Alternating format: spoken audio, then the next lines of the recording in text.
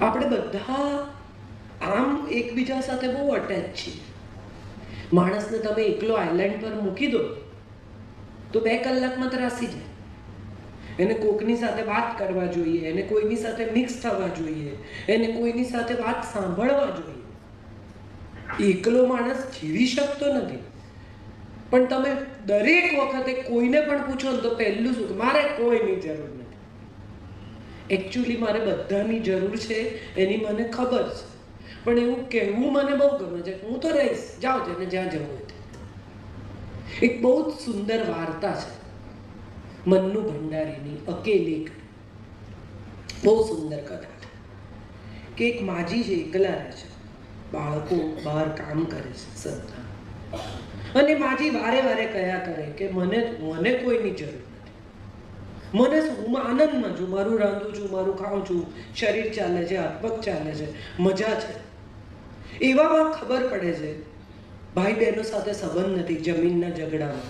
અને એવામાં ખબર પડે છે કે બહેનને ત્યાં લગ્ન છે અને નિમંત્રણના લિસ્ટમાં એનું નામ પણ છે.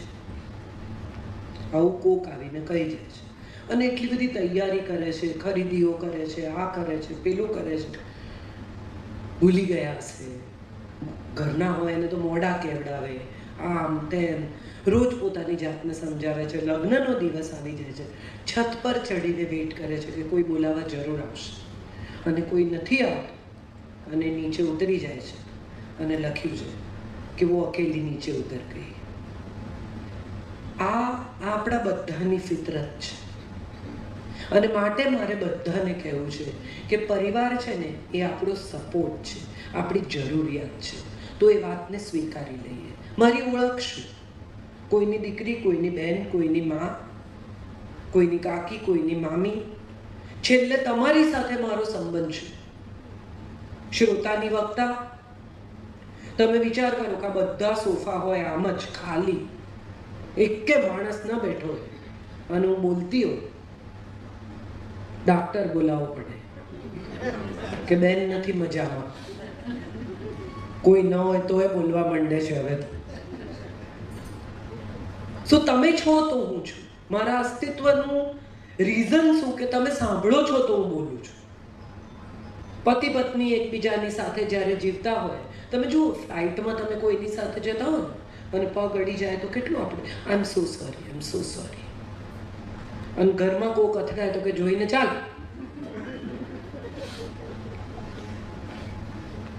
જેની સાથે ખરેખર કોઈ ઓળખાણ નથી અને ફરી ક્યારેય મળવાનું નથી, એની સાથે આપણે કેટલા સજ્જન છીએ. કોક બહેન હોય અને સામાન ઉપર મૂકવાની કોશિશ કરતા હોય તો કેટલી કર્ટસીથી લાવો મૂકી દો. અને પત્ની એમ કે આ ઉપાડ લો, કે ઉપાડ, મેં તને કીધું તું આટલો બધો સામાન લેવાનું. આ આપણે બધા જ છીએ.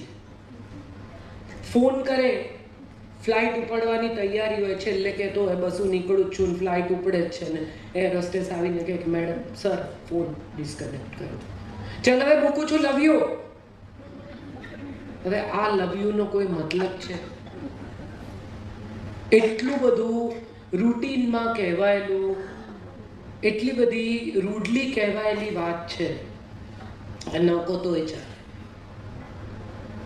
અને જો ન કહે તો તરત પત્ની કે ગયા વખતે લવ યુ નહોતું કહ્યું, જોડે કોણ હતું?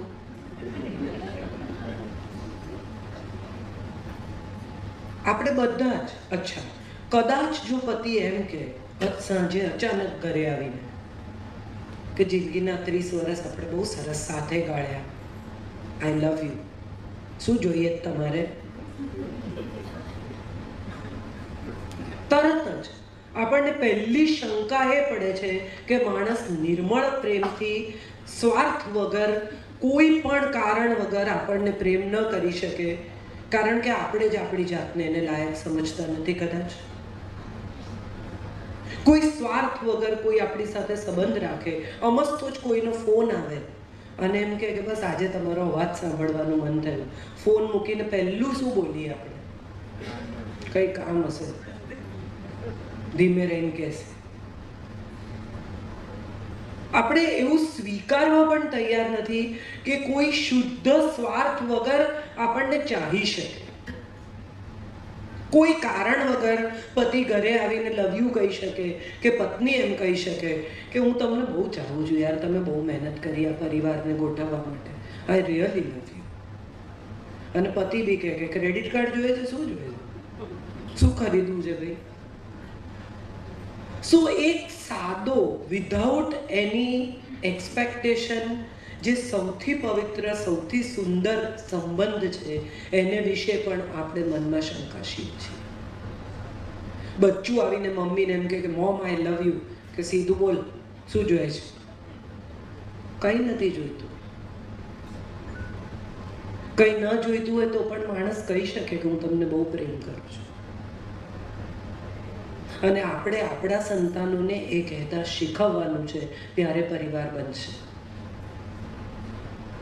કોઈ કારણ વગર તમારા બાળક પાસે જઈને એને વહાલ કરીને એને ભણતું હોય, રમતું હોય, કંઈ બીજું કરતું હોય, ફોન પર વાત કરતું હોય અને તમે એને વહાલ કરીને એમ કહો બચ્ચા આઈ લવ યુ, બસ કંઈ કામ નથી, હું એમ જ તને આ કહેવા આવી, તો એ આનો રિસ્પોન્સ ક્યારેક તમને આપશે કે મા આઈ લવ યુ.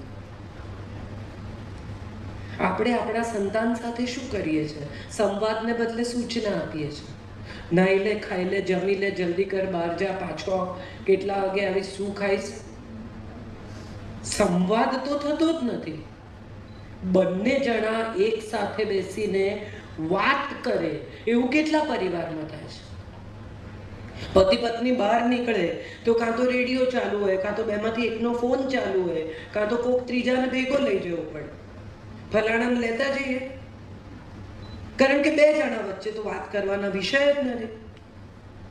ક્યાંય પણ બહારગામ જાય તો ગુજરાતીઓ ટોળામાં જ જાય છે. અને મજાની વાત એ છે કે જતા પહેલા એમ કે બહુ ભાઈ સાહેબ કંટાળી ગયા છે, ક્યાંક જવું છે, અને પાછા આવે ને તમે પૂછો કે કેવું રહ્યું, તો કે થાકી ગયા ભાઈ સાહેબ. તો ગયા શું કામ? એ જ થેપલા, એ જ પાતરા, એ જ મૂઠિયા ખાવા ત્યાં જવાનું? અહીં ખાઓ. ત્યાં જઈને પણ એ જ ચર્ચા છે, તો અહીં કરો.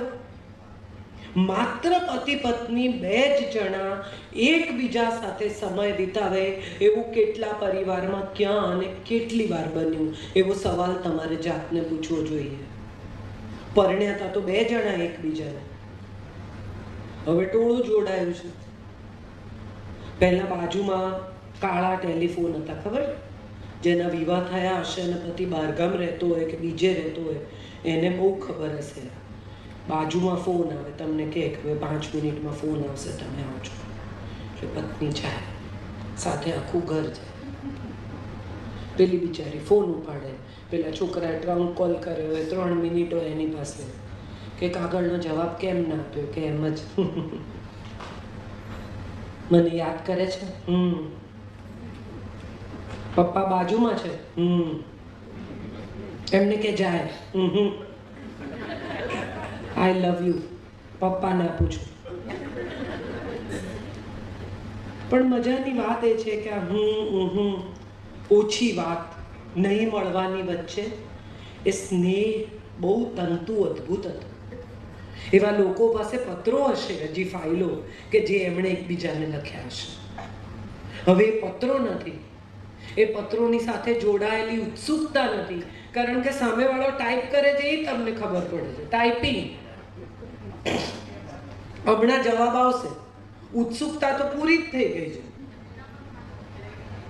સો the fun part of the story is કે કશું પણ કુતૂહલ જેવું રહ્યું જ નથી, કશું પણ જાણવા લાયક બચ્યું નથી. ઓટીટીએ કોઈ પણ પ્રકારની ચીજ બાકી છોડી નથી જે માણસે જોઈ ન હોય. સ્ત્રીનું શરીર એક કુતૂહલ હતું, એ પણ હવે નથી રહ્યું. એકબીજાનો સ્પર્શ એક અદ્ભુત લાગણી હતી, એક રોમાંચ હતો. મેરે મહેબૂબ તુજે મેરી મોહબ્બત કી કસમમાં પુસ્તકો ભેગા કરતા કરતા ખાલી હાથ અડે રાજેન્દ્ર કુમારનો સાધનાને તો આપણને રોમાંચ થઈ જાય, થિયેટરમાં રૂવાડા ઊભા થઈ જાય.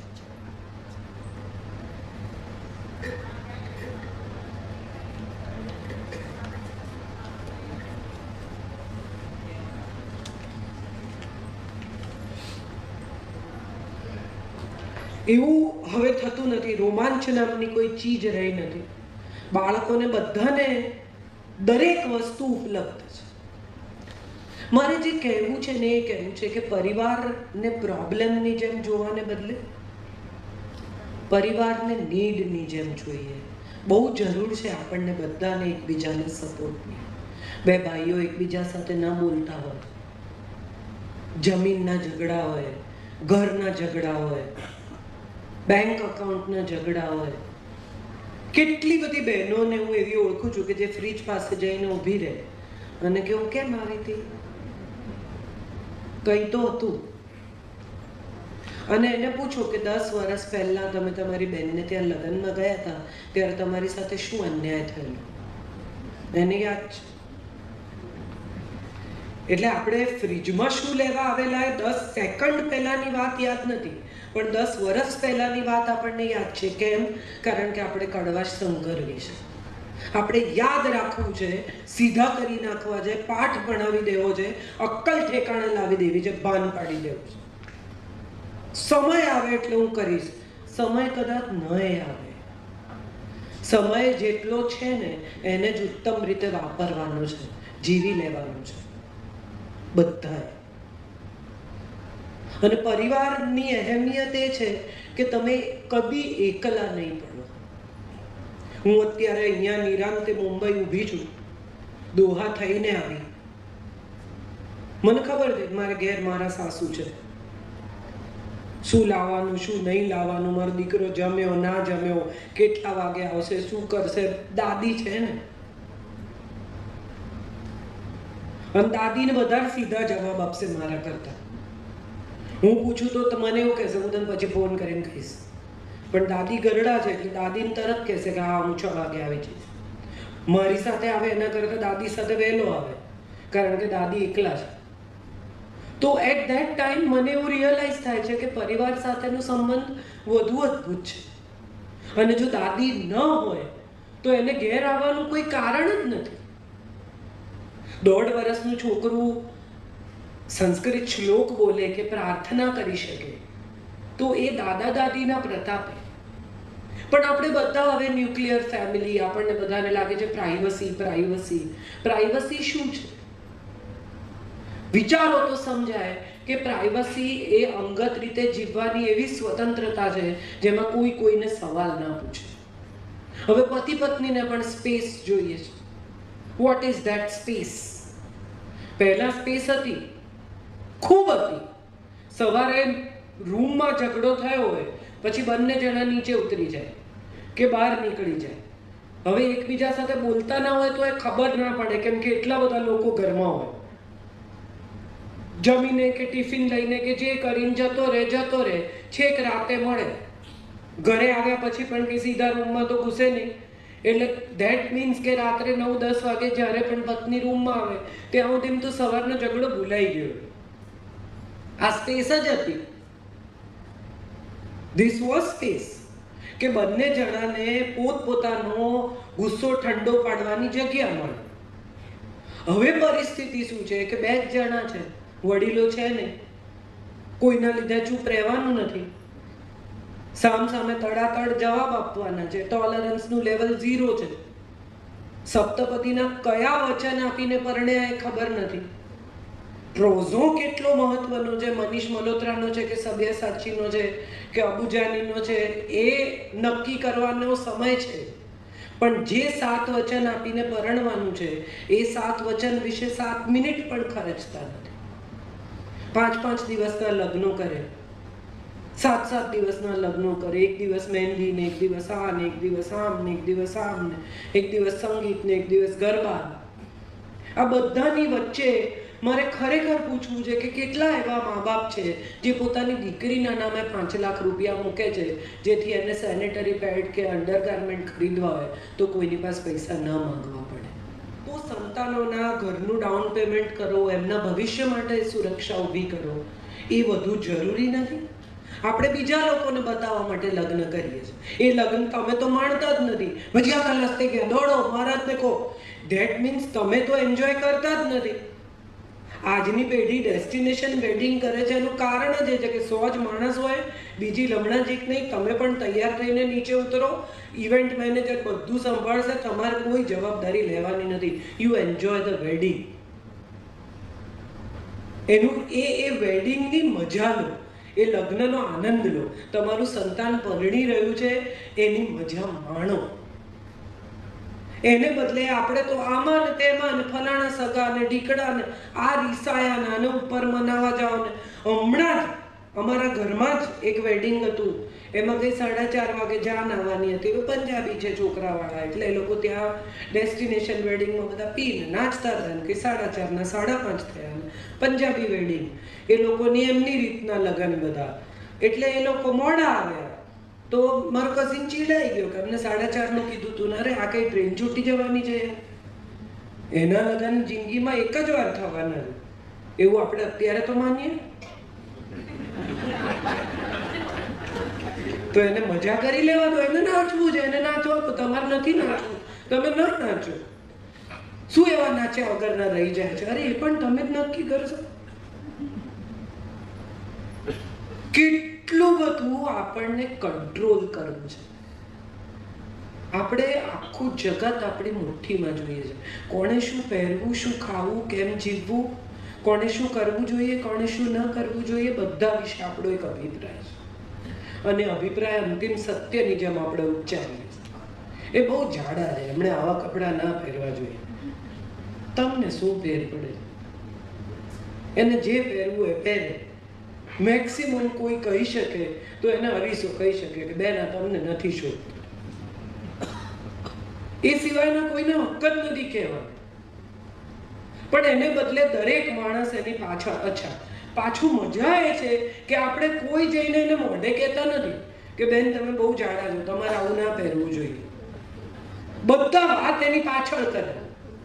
ખરેખર જો તમે એનું ભલું ઈચ્છતા હો તો એને કહો કે બેટા તું આ પહેરે છે ને પણ બહુ સારી નથી લાગતી, કારણ કે તું જરાક જાડી છે, વજન ઉતાર પછી પહેરજે. એવું તો પાછા આપણે કહેતા નથી. ઉલટાને એમ કહે કે બહુ ફાઇન લાગે છે, વેરી નાઇસ. એટલે કેટલા હદનો આ દંભ છે, કેટલા હદની આપણી પોતાની જાત સાથેની છેતરપિંડી છે. જો ખરેખર તમે ભલું ઈચ્છતા હો તો જઈને કહો કે દીકરા આવું ન પહેરાય, બહેન આવું ન પહેરાય. લગ્નમાં કાળા કપડાં પહેરીને ન જઈને કહો. અચ્છા, જો કોઈ કહેવા આવ્યું ખરેખર તમારી ભલાઈ સમજી તો કે તમારું કામ કરો, માઇન્ડ યોર ઓન બિઝનેસ. એટલે કોઈને કોઈ પાસેથી કંઈ સાંભળવું નથી, કોઈને કંઈ કહેવું નથી. Everybody want to do it on there on and steel we want the control of the world. આ કેવી વિચિત્ર દુનિયા થઈ ગઈ છે એનો વિચાર કરો. બધા ભેગા થાય જ્યાં ત્યાં આપણે સારામાં સારું વર્તન કરીએ.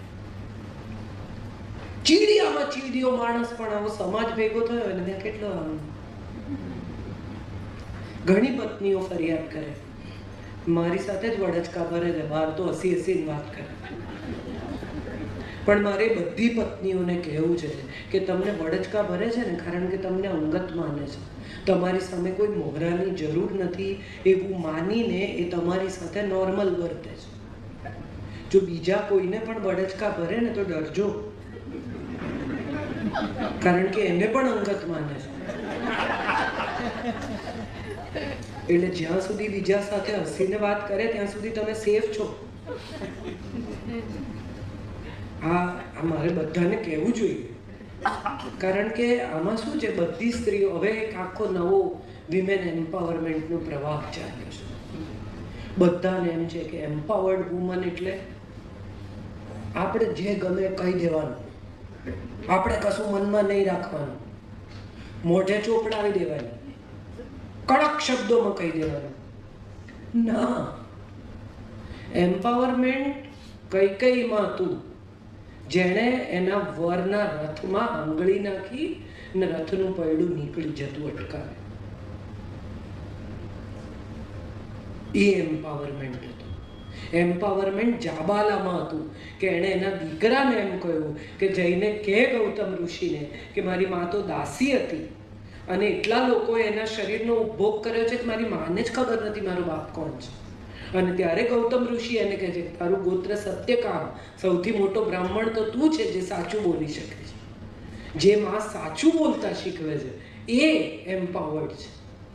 સિગરેટ પીવી, શરાબ પીવી, અમુક પ્રકારના કપડાં પહેરવા, ગાળો બોલવી, અમુક રીતે વર્તવું, એ એમ્પાવરમેન્ટ નથી. આપણને સ્ત્રી જેવો પુરુષ ગમે છે? હા કે ના? આમ જરાક હા કે ના? તો પુરુષ જેવી સ્ત્રી ગમશે? ઈશ્વરે કેટલા અદ્ભુત ઘડ્યા છે બંને. કેટલી સરસ વાત અશોક શરાફે, મને બહુ ગમે છે. અશોક સરનેમ ભૂલી ગયું કવિની.